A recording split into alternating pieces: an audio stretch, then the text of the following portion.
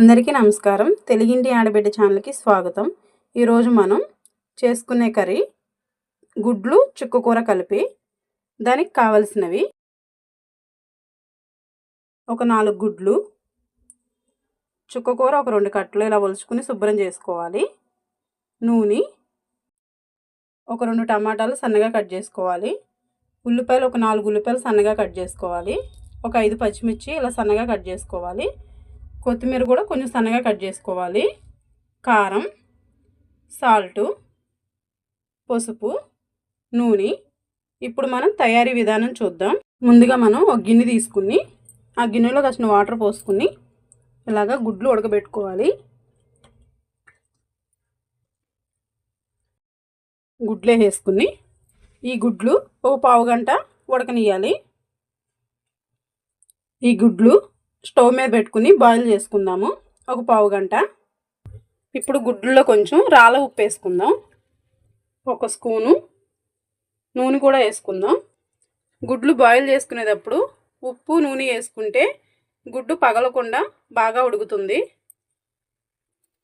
Stove వెలిగించుకుని oil పోసుకుందాం కర్రీకి సరిపడ్డా. ఆయిల్ వీటెక్కింది కదా, కొద్దిగా జీలకర్ర వేసుకుందాం. పచ్చిమిర్చి, ఉల్లిపాయలు కలిపేసుకుందాం.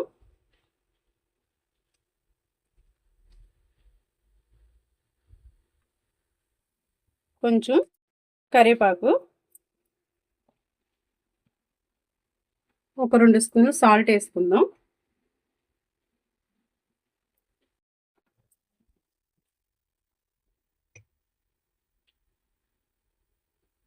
ఒక 1/2 టీ స్పూన్ పసుపు కలుపుకుందాం.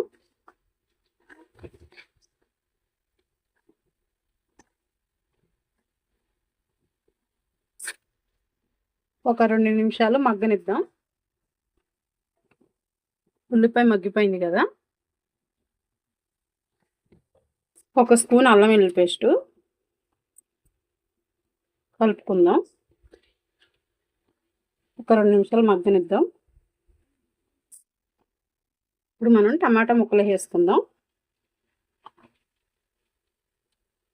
కలిపేసుకుని మరో 2 నిమిషాలు మగ్గనిద్దాం.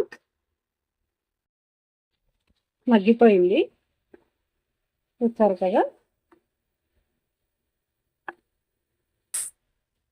మగ్గిపోయింది. ఇప్పుడు మనం దీంట్లో చుక్కకూర వేసేసుకుందాం.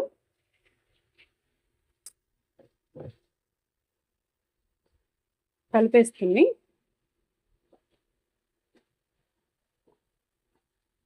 ఒక 2 నిమిషాలు చుక్కకూర మగ్గనిద్దాం. చూసారు కదా, గుడ్లు ఉడికిపోయినాయి. ఇప్పుడు మనం స్టవ్ ఆపేసేసుకుందాం. ఇవి కొంచెం చల్లారిన తర్వాత గుడ్లు ఒలుచుకుందాము. ఇప్పుడు మనం గుడ్లు ఒలిచేసుకుందాం. చూసారు కదా, పగలకుండా చక్కగా నీట్గా ఉన్నాయి గుడ్లు. ఇలాగా మిగతా 3 గుడ్లు కూడా ఒలిచేసుకుందాం. గుడ్లు ఒలిచేసుకున్నాం కదా, ఇప్పుడు మనం వీటికి ఘాట్లు పెట్టుకుందాం. కర్రీలో వేసినప్పుడు కారం ఉప్పు గుడ్డుకు కూడా పడుతుంది బాగా. ఇలాగా చుక్కకూర బాగా మగ్గిపోయింది. ఇప్పుడు మనం దీంట్లో గుడ్లే వేసుకుందాం. చింతపండు లేకుండా చుక్కకూర గుడ్లు చాలా టేస్టీగా ఉంటుంది. కలిపేసుకొని ఒక 2 నిమిషాలు మగ్గనిద్దాం.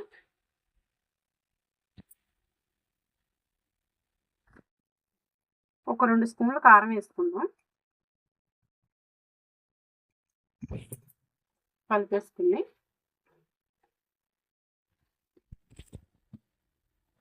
ఇంకా కొంచెం ఉప్పు వేసుకుందాం. టేస్ట్కి సరిపోతుంది అప్పుడు మనకి కర్రీలోకి. ఒక టీ గ్లాసు వాటర్ పోసుకుందాం.